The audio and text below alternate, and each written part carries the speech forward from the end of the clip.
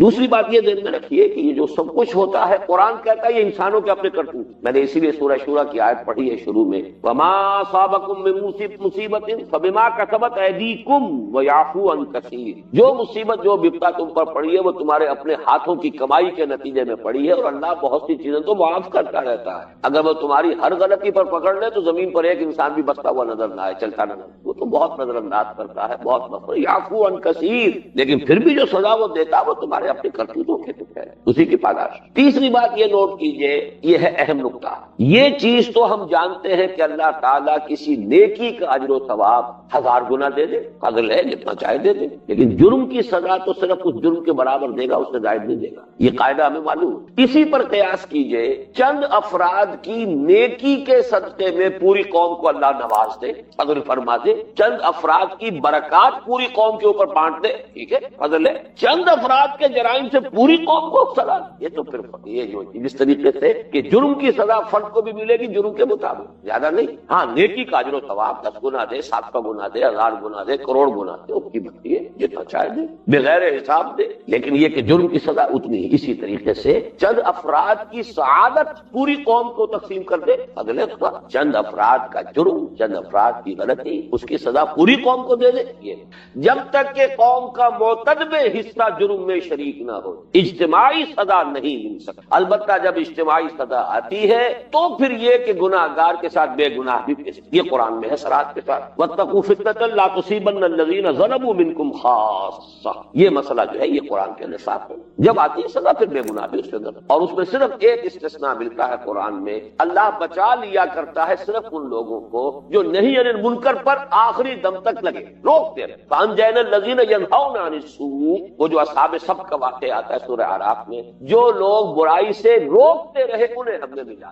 اگر اس کام میں لگے رہے کچھ لوگ تو امید کر سکتے ہیں, ورنہ یہ ہے کہ پھر اس وقت بے گناہ بھی گناہ گاروں کے ساتھ پیش جائے. اچھا, یہ مسئلہ اس وقت ہمارے لیے زیادہ اہم اس لیے ہو گیا ہے کہ ہم اس کے اسباب و عوامل کا جائزہ لیں. بین ہی وہی تصویر اب کراچی کی بن چکی ہے, لیکن ہمارے لوگ اب بھی حقیقت کو دیکھنے سے انکاری ہیں. بین ہی وہ تصویر بن چکی. اگر آپ جائزہ لیں گے معلوم ہوگا جوں کی تو وہ بات جو ہے یہاں پر, جیسے ریپلے آج کل ایکشن ریپلے جو ہے وہ آپ کو نظر آتا ہے, وہ کہیں گیم میں کسی میچ میں پھر وہ ایکشن ریپلے ہو رہا ہوتا ہے. بالکل کراچی کا معاملہ جو ہے مشرقی پاکستان کا ایکشن ریپلے. اس لیے ذرا تجزیہ کرنے کی ضرورت ہے, اور بہرحال اس تجزیے میں پھر ہمیں ذرا ہمت اور جرأت کی بھی ضرورت ہے. اس میں کچھ پردہ نشینوں کے بھی نام آتے ہیں. ہمیں کم سے کم یہ کہ اب جب کہ 47.5 برس ہونے کو آ رہے ہیں شمسی حساب سے بھی پاکستان کو قائم ہوئے, تو ہمیں اتنا بالغ ہونا چاہیے کہ ہم تجزیہ حقائق کو دیکھ سکیں اور حقائق کا اعتراف. اب پہلی بات تو یہ سمجھیے کہ ہم سے ایک بہت بڑی اجتماعی غلطی ہوئی تھی ہماری قیادت سے, اور وہ غلطی یہ تھی کہ 1940 کے پاکستان ریزولوشن میں 1946 میں ترمیم کر کے ریاستوں کی بجائے ایک ریاست کا نقشہ ہم نے کیا. یہ غلطی ماننا چاہیے, غلطی نیک نیتی سے ہوئی. اصل میں تحریک پاکستان ایک تحریک تھی. تحریکوں میں عام طور پر ہوش پر جوش غالب, ورنہ تحریک چلتی نہیں.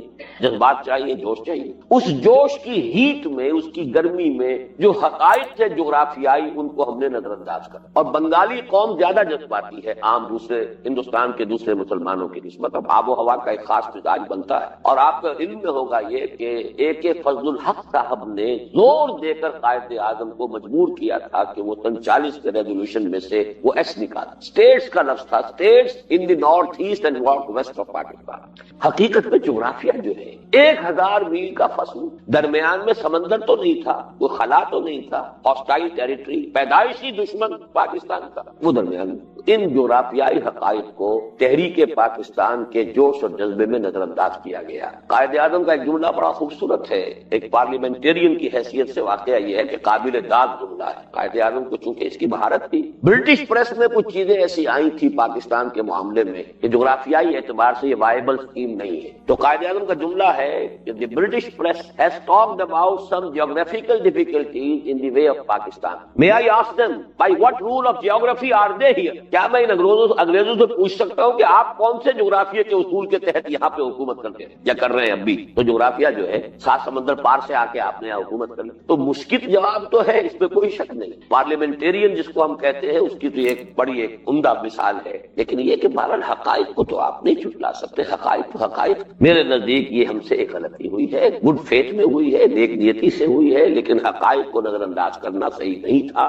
اسے شروع سے اگر یہ دو ملک ہوتے تو دونوں ملک چونکہ ہندوستان کی دشمنی سے دونوں کو سابقہ ہوتے تو مجبوراً ایک دوسرے کے ساتھ کوآپریٹ کرتے یا زیادہ سے زیادہ کانفیڈریشن بناتے۔ کانفیڈریشن اگر ہوتی ہے تو وہ ایسی شے ہوتی ہے کہ اس کی گرہ کھل بھی آسانی سے سکتی ہے اور اس کو باندھا بھی آسانی سے جا سکتا ہے۔ ایک ملک بن کر اس کا پھر علیحدہ ہونا آسان نہیں تھا۔ کانفیڈریشن جیسے کہ مثال موجود ہے تاریخ کے اندر، آپ کو معلوم ہے یہ جو بنا تھا یونائٹڈ عرب ریپبلک، مصر اور سیریا کا کانفیڈریشن تھا، جیسے بنا تھا ویسے وہ کھل بھی گئی تھی گرہ آسانی کے ساتھ، کوئی خون خرابہ نہیں، بھائی نہیں ساتھ چل سکتے السلام علیکم۔ لیکن یہاں معاملہ جب ایک ملک بنا لیا گیا تو اس کا معاملہ جو ہے اس سے کہیں زیادہ پیچیدہ۔ پہلی غلطی یہ۔ دوسری بڑی غلطی، اور اس کو ہم کہیں گے ہمالائن مسٹیک، اور یہ ہے اصل سبب، بیماری اصل یہ ہے۔ واضح طور پر نہ صرف یہ کہ اعلان نہیں کیا گیا پاکستان بنتے ہی کہ یہ ایک حقیقی اسلامی ریاست ہوگی، بلکہ راستہ عملاً وہ اختیار کیا گیا کہ گویا کہ یہ ایک جدید طرز کی مغربی سیکولر جمہوری ریاست۔ جوگندر ناتھ منڈل پہلا وزیر قانون بن رہا ہو اور سر ظفر اللہ خان یہاں کا پہلا وزیر خارجہ بنا، ہم نے کیا امپریشن دیا؟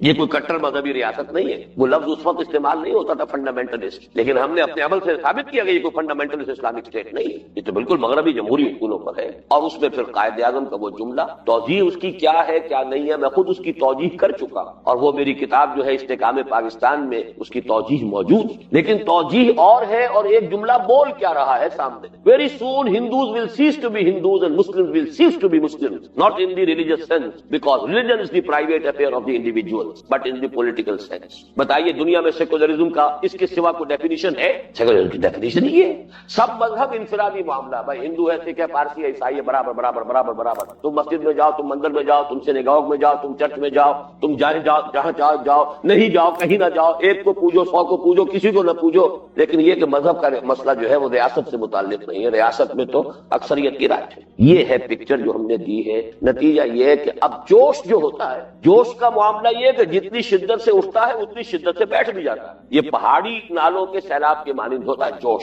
رود کو ہی اس کو کہتے ہیں، ذرا غازی خان میں اور شاید سندھ میں بھی اور بلوچستان میں بھی کہتے ہو کہ سمندری جب کوئی آتا ہے نالا اس کو سیلاب آتا ہے تو قیامت کا سیلاب ہوتا ہے، لیکن گزر بھی ایسے جاتا ہے جیسے کبھی پانی تھا ہی نہیں ہے۔ وہ جوش ایک دم ٹھنڈا بیٹھا ہے اور سب سے زیادہ ٹھنڈا بیٹھا مشرقی پاکستان۔ میں تو جرت نہیں کر سکتا، یہاں میرے پاس جو 40 صفحات کے خطوط آئے ہیں ایک صاحب کے، ایک بنگالی مسلمان ہیں مولانا امام الدین محمد طاہا، ان کے والد مولانا شبیر احمد عثمانی رحمۃ اللہ علیہ کے بڑے کلوز فرینڈ اور ایسوسیٹ، قرارداد مقاصد کے کو آتھر، اور مسلم لیگ کے وہ جو بھی دیوبندی علماء کا جو حلقہ تھا جس نے کہ مسلم لیگ کے لیے بے پناہ کام کیا، مولانا ظفر احمد عثمانی اور شبیر احمد عثمانی، ان کے لیکن اس شخص کے اگر میں جذبات آپ کو بتاؤں پاکستان اور پاکستان کی قیادت کے خلاف، وہ تو کہہ رہے تھے میرے خطوط شائع کرو، شائع کر نہیں سکتا میں پاکستان، حالانکہ میں تو اس اعتبار سے شاید زیادہ ہی بدنام ہوں کہ یہ جو منہ میں آتا کہہ دیتا ہے، تو لیکن میں بھی ان خطوط کو شائع کرنے کی ضرورت نہیں کر سکتا جو اس میں جذبات میں پاکستان کے خلاف اور پاکستان کی پہلی قیادت کے خلاف کہ دھوکہ دیا، اور وہ بھی میں سمجھتا ہوں کہ اصل میں وہ جوش، بنگالیوں میں جوش زیادہ تھا۔ مسلم لیگ بنی ہے ڈھاکہ میں 1906 میں، مسلم لیگ کی طویل ترین عرصے تک منسٹری رہی ہے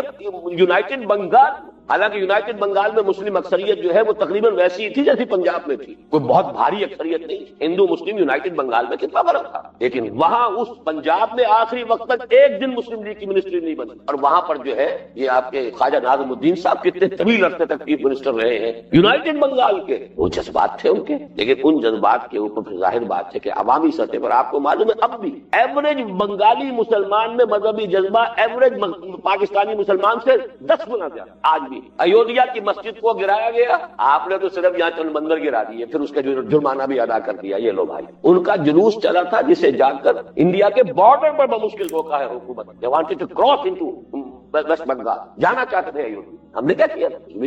10,000 کا ایک ہوا ہے ابھی حال ہی میں ان کا لینڈ مارچ چٹاگانگ سے لے کر ڈھاکہ تک نفاذ شریعت ہو رہا ہے، ہمارا کیا، لیکن یہ کہ بہرحال اس کا رد عمل مشرقی پاکستان میں ہوا، مذہبی جذبے کو آپ نے جو ہے اسی وقت اس کے اوپر تو آپ نے پانی ڈال دیا۔ اچھا اب جو تیسری کمپلیکیشن، مغربی جمہوریت کے تحت پاکستان کا کوئی دستور بننا ممکن ہی نہیں تھا، ہم تو فانی جیتے جی وہ میت ہے بے گور و کفن، غربت جس کو راش نہ آئی اور وطن بھی چھوٹ گیا ہے، تو سمجھیے یہ نقطہ آپ کو کوئی اور نہیں بتایا. It was impossible. یہ جو پاکستان کا دستور نہیں بنا 26 برس تک کیوں نہیں بنا؟ ہوئی تاخیر تو کوئی باعث تاخیر بھی تھی, کوئی سبب تو نہیں, ایسا تو نہیں تھا کہ بغیر سبب کے کوئی کام ہو جائے, پاسبل نہیں تھا.